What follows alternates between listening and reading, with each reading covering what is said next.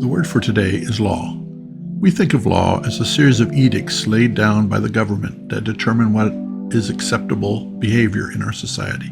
The scriptural word translated as law, however, means much more than that. In Hebrew, the word mistranslated as law is Torah, which comes from the verbal root yara, that means to flow out, like words flowing out of the mouth, and should be understood to mean instruction or teaching.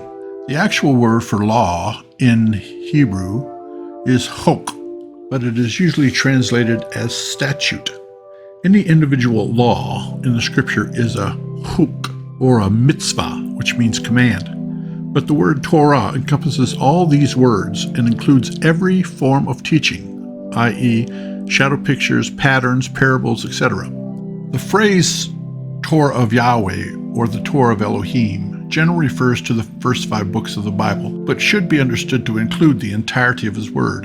The Greek word mistranslated as law is nomos, which comes from an unused root nemo, meaning to parcel out or to divvy or distribute out. In the case of words, it carries the same basic meaning of instruction or teaching as the Hebrew word Torah, which is why nomos is the word that is used to translate the Hebrew word Torah.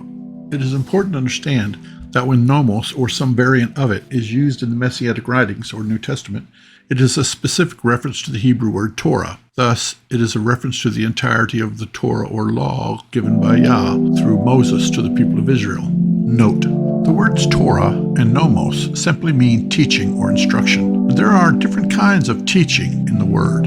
For example, Romans 8:2 says, "For the law, nomos, of the Spirit of life in Messiah Yeshua hath made me free from the law, nomos, of sin and death." We see that there are 2 distinct teachings here, so we must allow the context to tell us which teaching is being referred to. Is it the Torah of Yah or some other Torah? However, unless otherwise stipulated, both Torah and nomos should be understood to refer to the Torah of Yah in its entirety. Also, the scripture does not divide itself into categories like civil or ceremonial or moral laws.